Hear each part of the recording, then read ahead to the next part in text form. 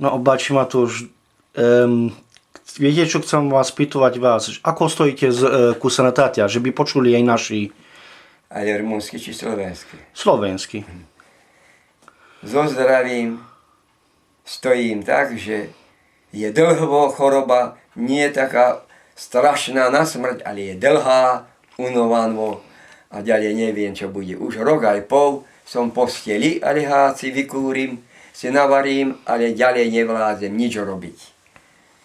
Čakám, čo bude od pána. Čakovie aj 2-3 choroby ma napádajú. Ni staroba, ale choroby. A tie môžu prejsť. A čo cítite? Nervy máte? Boli aj nervy, to taký nepokoj a viac teraz takého súženia, že sám neviem, čo je. Nebolí ma nič, len takého súženia, že by nenačí jesť. No potom mi prejde, dojdem, ma trvá, potom mi prejde, tak môžem aj jesť. A keď nemôžem jesť, tak nasilujem. Že by som, žalúdok mi príjme, že by som nesl zoslabol. Lebo ak zoslabenem, tak choroba má väčšiu moc. Takže taktoka. Som robiť už nemôžem, len okolo seba. Dobre, že môžem okolo seba, to je najťažšie už, keď voľa kto druhý myslí ma obhajovať a variť mi a tak ďalej. Žijem sám si porobím, ale už robotu voľakú po dvore zahrade si dám za peniaze. Už nemôžem robiť obyčajnú robotu, len okolo seba. Navariť, vykúriť a viac nič. Aj oprať ťažko. Ešte tá si operiem, že som sám edom, tak tie 2-3 kusy za 2 týždne operiem. Ale ak viac by bolo našim, nevlázem prať len pár kusov. Ešte toľko sa usilujem, že by nemyslel druhý za mňou prať. A tak ďalej. Kedy ste sa narodili, Bači Matúš? V ktorom roku? 1929. Mám 80 rokov, mi prešli, budem mať už edom. A mesiac a deň? A júna 19. v lete. 19. Tuto v Nadlaku ste sa narodili? V Nadlaku, ale ja som sa narodil na Uhore, pri robote, keď bol rís. Ja som ni pod strechou sa narodil. A za to som toľko putoval. Ja som veľa putoval peši. Vždy som tašol na výlety a peši. 30 km to mi bolo prechádzka deň, keď som stačil. V nedeľu, lebo keď som nemal robotu. Ale sred týždňa, no ja tak povedať som sa narodil na Sálaši. Ni v nemocnici. Ni v nemocnici. Nikto nebol tam, len Apo, čo poháňal kone, aj mama. Položili ma do slame, alebo do sena, čo bolo našim koňom, do koča. Ako pána Ježiša položili do slame, alebo do sena. Ja som takto narodil a potom dôšli voľade, hádam do Nadlaku a ďalej ma šetrili, už nebolo našim ani pomoc. Mama sama na koči som sa narodil a tak to bolo so mňou. A ďalej ako bude? Nevieme. A ešte jednu vec. Kedy ste sa pokrstili? Keď som mal 17 rokov, tak som sa pokrstil. Nahal som svet tak, aj tak som ja nebol vo svete. Ja som žil pri verícich rodičach a 17 rokov som mal, keď som sa pokrstil a odtedy bojujem, putujem po ceste úzkej. A mi Pán Mak pomôže, že by som došiel nakoniec, čo každému prajem. Ale ste spravili botez NAP? No a to sa vrátí. Áno, pokrstili. A kde? V Nadlaku? Tu v Nadlaku, na Maruši. Na Maruši strýcom Pišta? Aj on sa tam pokrstil. Brat Pišta. Aj on sa na Maruši pokrstil. Ale vedno ste sa pokrstili? Ale nie, on sa o jeden rok driol. A ja na rok som sa potom pokrstil. Na pol roku. Brat vedúci, kto bol?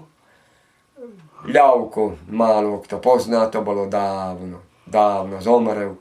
Ľavko bol vedúci. Potom boli vedúci Apov brat, potom druhý, ktorí boli nasledovali až podnes. Teraz je vedúci Ondrej Grozov, Paľko Stratinský, Janko Ištvaňovicov, tak ako hlavný je Ondrej Grozov. A takto bojujeme, putujeme po tomto sveta púšti. Veľa zármutkov sa mi dostali, veľa úzkosti, veľa žalosti. Tak mi aj bolo povedané skrz proroctvo v rumunskej reči, aj slovenskej reči. Ťa prepaľujem, aj prepaľovať ťa budem. Aj šakovo som potrpel. To vypovieda naraz ani nedá. To by bolo načím rozprávka, že čo som ja podstúpil. Ale nádeja moje je Pán Boh. Hlavno, že idem po tej ceste, po ktorej sa táde do odpočinka. A ďalej Pán vie, čo bude. Čakáme sľuby Božie, čakáme v zhromaždení dary uzdravovania, aj divučinenia, aj že veľmi veľa prídu, sa zľaknú, čo sa deje, budú divy, sa zľaknú ľudia a prídu ešte veľa ku krstu, k Pánovi, že by slúžili a nezahynuli a mali život večný. Ty si krstený? Ja som krstený vo vode. Ešte jednu vec. Čo vás spravilo že by ste sa pokrstili vo vode? Ktorá ideja? Viera. Som veril vo večnosti, veril som v Boha, veril som Pána Ježiša a Ducha Svatého, ktorý pracuje v nás. A viera ma. Kto uverí, pokrstí sa, spasen bude. Bolo voľako slovo Božie, čo vám verset Boží, čo voľaký... Bolo mi proroctvo, ale tak obyčajne, lebo aj dneska je to proroctvo v zhromaždí, je to taký, čo má dar prorocký, tak sa mu voľačo aj povie, Pán napomína a poteší, ak je zarmútený. Je pravda, že ja už 2 roky trpím a nebol som potešený z proroctva, lebo nechodím do zhromaždí a nemôžem tak tam naši zotrvať dokonca. Škodí mi fanfára, škodí mi, keď sa všetci spievajú a naši zotrvať. Nemôžem dať do zhromaždenia už 1,5 roka. A 2 roky ako trpím. A zatiaľ som ešte chodil do zhromaždenia. Tak ďalej, Pán vie, čo bude. Čakáme. Možno, že budem aj uzdravený. Čakáme. Čo by ste chceli povedať rodine, čo sa nepokrstili, čo sa nie... Alebo nielen rodine, aj ľuďom, čo sa neveríci a sa nie naša rodina. Všetko moje je to, moja práca, moje povolania, že by každý si dobre si rozmyslel sa, že na čo sme, skade sme, kto nás stvoril, nič sme sa sami v prírode narodili, ale Boh, ktorý je všetko a vidí naše duše, lebo je vševedúci, všade prítomný a že by každý uveril, že bude súd a že bude večnosť a že by sa tam pripravil, že by si slúžil Bohu. To by som prijal každému človeku, aj rodine, aj všetkým ľuďom, že by uveril Pána a slúžil mu, že by sme sa...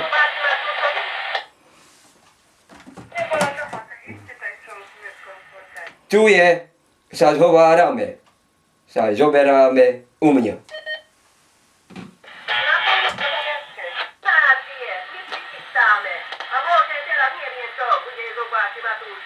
Ale aj u nás na Polunia bude.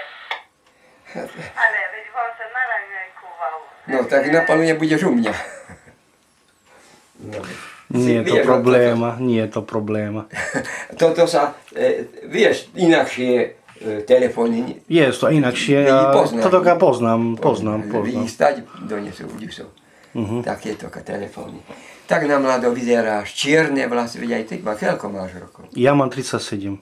No nie si ešte tak v rokách, ale nemáš ešte ani jednu vlas bielu. Mám troška, ale nie tak veľa. Ľadenie sa nezbadá. Ako bolo život na Sálaš voľakedy? Len ak pôjdete do bodu, ja nemám chleba na Polunia. Mi kúpte chleba voľak to. Na Polunia dobre, ale Mirko bude u nás na obede. A už aj tak mi môžete voľakedy teraz kúpiť chleba. Tak mám. Ale malý chlebík, pol odsada, ak nájdete, taký krájaný.